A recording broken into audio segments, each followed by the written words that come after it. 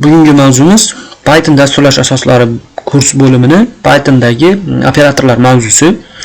Pythonda operatorlar maxsus belgilar to'plami bo'lib, u qaysidir bir vazifani bajarish uchun ishlatiladigan belgilar to'plami. Ya'ni Pythonda operatorlar 5 turga bo'linib, birinchisi arifmetik operatorlar, ikkinchi bu taqqoslash operatorlari, uchinchi logik operator ya'ni mantiqiy operatorlar, to'rtinchi bitwise operatorlari, beshinchi assignment ya'ni belgilash operatorlariga bo'linadi. Pythonda ma'lumki arifmetik operatorlar bu matematikadagidek arifmetik operatorlarga kiradi, ya'ni yig'inni topish, ayirma, ko'paytmani hamda bo'linmani topish kabi ishlatiladigan maxsus belgilar. Faqat qo'shimcha sifatida darajaga ko'tarish uchun ikkitalik yulduzcha ishlatiladi, foiz belgisi ishlatiladi hamda a ni b songa bo'lgandagi sonning butun qismini topish uchun ikkita slash yoki drop belgisi ishlatiladi. Shu Pythondagi arifmetik operatorlarga kiradi. Ya'ni 7 ta belgi Python dasturlash tilida arifmetik operatorlarni ifodalaydi. Mana natijani ko'rsak, 4096 16 sonning 3-darajasi va a sonini b songa bo'lgandagi qoldiqni 16 ni 3 ga bo'lgandagi qoldiq 1 va a soni b songa bo'lgandagi 16 ni 3 ga bo'lgandagi butun qismi esa 5 ga teng ekanligini ko'rsatadi. Bu Pythondagi arifmetik operatorlar deb yuritiladi. Men dars uchun mo'ljallangan operatorlarni oldindan yozib oldim. Sababi darsni davomiyligi 10 minutdan oshmasligi. Ya'ni dars davomida bitta videoni ko'proq vaqt ko'rsa, ko'pchilik yoshlarga qiziqarli tuyulmaydi. O'shaning uchun darsni oldindan mana shu yoziladigan kodni tayyorlab oldim. Darsni, ya'ni bu dasturlash asoslarini boshlang'ich darslari bo'lgani uchun ko'proq narsani bitta videoda tushuntirish imkoniyatini yaratish uchun. Va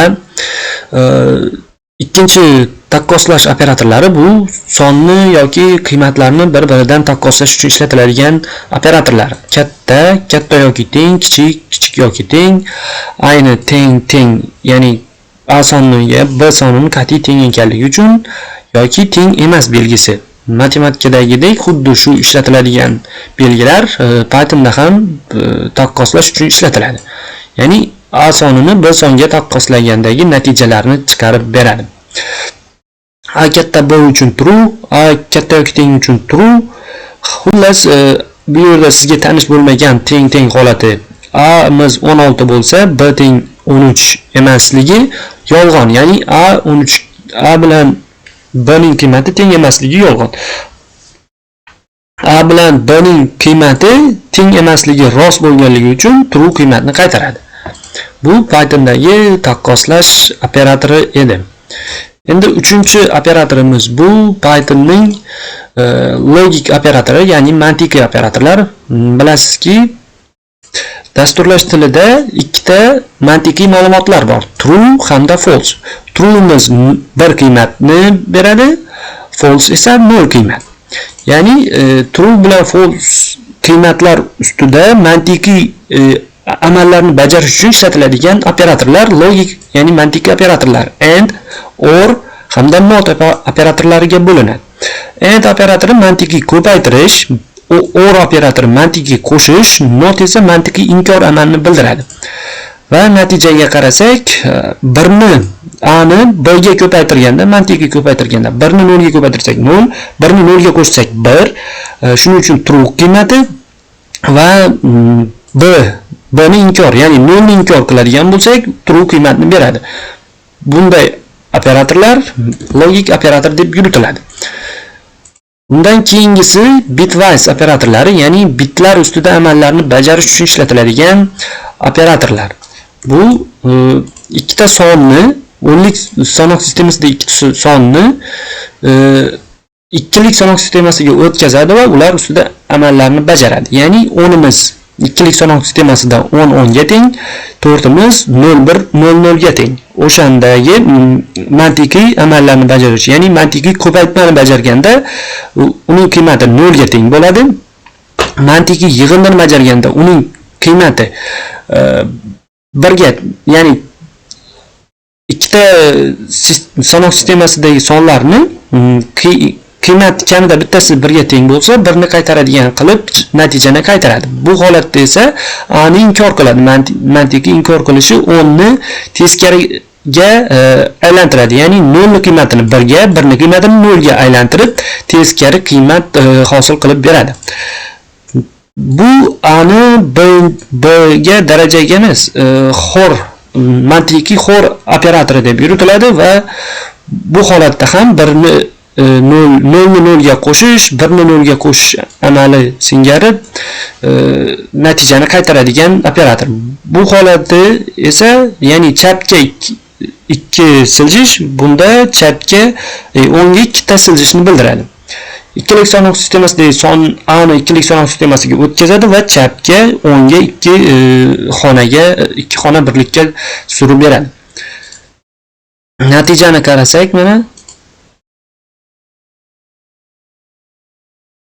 natija bo'yicha xuddi mana shu sonlar kelib chiqadi.